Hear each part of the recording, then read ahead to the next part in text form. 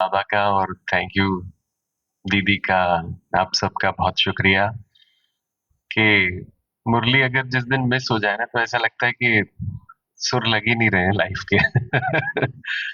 तो इतना सुंदर बाबा ने जो एजुकेशन सिस्टम बनाया है हमारा, वो वाली पढ़ाई तो काम नहीं आती, लेकिन ये पढ़ाई ना हर कदम पे काम आती है।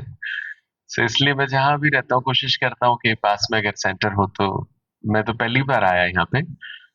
मैं यही पास में रिवेरा एक अ, कल अवार्ड फंक्शन था ईमा का वहां पे, तो उन्होंने वहां स्टे दिया हुआ था। मैं तो ओआरसी चला जाता हूँ हमेशा, बट वो थोड़ा दूर था और अभी 11 बजे की फ्लाइट है।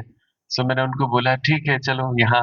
मैंने ढूंढा गूगल में तो भाई जी ने फोन उठाया, तो मैंने बोला चले जाते हैं, संडे की मुरली तो मिस करना नहीं चाहिए।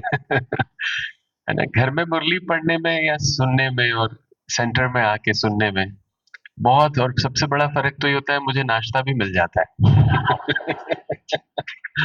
है ना, कुछ फल भी मिल जाए तो क्या है, थोड़ा इजी हो जाता है। तो बाबा ने आज ही मुरली भी वही। पहले मेरा खाना पीना बिल्कुल ठीक नहीं था और धारणाएं होती थी, और वो जैसे कहते हैं ना, वो पारे की तरह फिसल जाती थी। लेकिन जब समझ आती बात की बाबा ने जो जो भी श्रीमत दी है, हमें उस समय पे लगता है अरे ये तो चलता है। अरे पान तो खा लेते हैं क्या। मैं पान खा लेता हूँ कभी कभी। वो सेंटर में जाते हैं हम, तो वहाँ पे रमेश भाई जी एक जगह पान खाते, तो बाबा का ही बच्चा है। जैसे बहुत सारी चीजें ना छोटी छोटी मैं बहुत करता था गड़बड़ के। अरे खिचड़ी तो चल जाती है, ये तो हो जाता है। बाबा ये तो है बाबा, अपने आप से ही बाबा को इमर्ज करके ना। बट फिर जब वाकई में जो बाबा की सच्ची श्रीमत है उस पे चलने के बाद में जो हमारी स्थिति बनती है। आज बाबा ने बोला दुआएं दो। मुझे भी लगता था भाई जी कह रहे थे असंभव है कि कोई हमको गाली दे और हम उसको दुआएं दें, जीते रहो जीते रहो। ऐसा हो सही हो ही नहीं सकता है। उठा के एक थप्पड़ लग ही जाता है। है ना, लाइक कोई अगर बहुत बुरा बच्चा है, अगर वो बदतमीजी कर रहा है तो हम थोड़ा सा डांट ही देते हैं, वो प्रैक्टिकली। लेकिन बाबा ने बोला नहीं, वो प्रैक्टिकल नहीं है। अगर आपको वाकई में देवता बनना है तो फिर वो देवताई गुण तो लाने पड़ेंगे, नहीं तो फिर इंसान ही रहो। बढ़िया संगम पे ही मिलते रहेंगे, सत्युग अतयुग में तो मौका मिलेगा नहीं आने का। सो बहुत शुक्रिया एक बार फिर से बाबा का, जो हमारे लिए ऐसी पढ़ाई जो कि हर दिन हमें देवता बना देती है। फिर घर जाते जाते थोड़ा सा उतर जाते हैं, फिर शाम होते होते, तो इसलिए क्या है, हमने एक रिवाइज सिस्टम किया है। रात को हम लोग, मैं बच्चों के साथ बैठता हूँ। जब बच्चों को बड़ा मुश्किल है मुरली सुनाना, तो मैं क्या करता हूँ, जो इंग्लिश मुरली होती है ना, उसमें से वरदान निकालता हूँ। मैंने बोला चलो ना, हु विल ट्रांसलेट। तो वो फिर उसको हिंदी में ट्रांसलेट, तो देव इतना अच्छा ट्रांसलेशन करता है एग्जैक्टली बिल्कुल। मतलब वरदान को तो आप भी ट्राई कीजिएगा, बच्चे अगर नहीं सुनते हैं ना, तो उनको आप क्या करो, वरदान इंग्लिश में दे दो, बोलो चलो हिंदी में ट्रांसलेट करके बताओ। सो ऐसे युक्ति से बहुत सारे काम हो जाते हैं। रात को हम लोग थोड़े हैप्पी मोमेंट्स करते हैं, उसमें भी आज किसको आपने गड़बड़ किया क्या किया, तो बच्चों के साथ एक छोटा सा अनुभव सुना देता हूँ, क्योंकि आपको तो देर नहीं हो रही, मुझे हो सकती है। हमारी दिव्या दीदी बोरीवली में, तो घर परिवार में कई बार बच्चों के साथ ऊपर नीचे हो जाती है स्थिति, कई बार आर्थिक व्यवस्था बिगड़ने से भी ऊपर नीचे हो जाती है।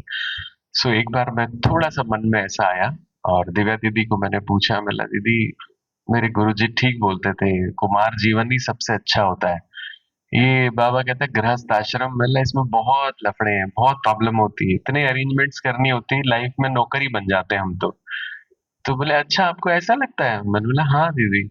तो बोला अच्छा होता ना, कुमार रहता कहीं सेंटर में सेवा करता, और बढ़िया खाना पीना सब उधर ही, जिम्मेदारी बाबा की, हमको तो कुछ नहीं करना है, आराम से रह रहे हैं। तो बोले अच्छा, तो वहाँ क्या करते हैं आप सेंटर में, सेवा क्या, कौन सी सेवा करते हैं। मतलब बहुत सारी सेवा होती है।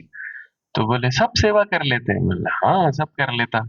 सो बोले अच्छा, तो बोले अगर आपको कोई भी सेंटर में भेजते वहां जाके सेवा कर लेते। बोले हाँ मैं कर लेता। तो हम कई बार क्या होता है ना, हमें वो वही बात होती है, लेकिन जब कोई हमें ऐसे दिखाता है ना, तो उसका वो बदल जाता है रूप। तो दीदी ने बोला ठीक है, फिर ऐसा करो कि आप अभी जब घर जाओगे ना, तो आप जब घर का दरवाजा खोल के अंदर जाओगे ना, तो आप ये सोचना कि दीदी ने आपको एक सेंटर में सेवा के लिए भेजा है, और वहां पे जो जो आत्मा है वो सब आपके भाई हैं, और उनको आपकी उनकी आपको सेवा करनी है। तो उस भाव से जब आप सेवा करोगे ना, तो बाबा ने भी बोला है कि बच्चों को भी जब अपना भाई समझेंगे, अपने बेटे को भी भाई समझेंगे, तभी जो बाबा ने आज बोला है ना कि दुआएं दो और दुआएं लो, तभी वो पूरा होगा। अगर हमने अधिकार क्षेत्र में रखा उनको, तो फिर दुआएं नहीं दे सकते, फिर हम अथॉरिटी से बात करते हैं। और जब भाई की दृष्टि से अपने बच्चे को देखने लगेंगे ना, फिर दुआ निकलती है कि ये भी कहाँ था पिछले जन्म में, पता थोड़ी है, इस जन्म में बाबा ने सेवा के लिए मेरे पास भेज दिया। तो उस दिन से आज तक मैं जब भी मुझे गुस्सा आता है ना, मैं सोचता हूँ बाबा मैं तो दुआएं दूंगा, ये मेरा भाई है, मैं उसको हक कर लेता हूँ। गुड़िया को भी मैं ऐसे ही हम लोग कर ले। अभी तो नित्या काफी फिल्में कर रही है, अभी मिसेस एक फिल्म उसने की थी। तो ऐसे ही बाबा ने बहुत संभाल के रखा हुआ है। बहुत शुक्रिया। Thank you. 4 लाइन सुना देता हूँ, आज बात ज्यादा कर ली।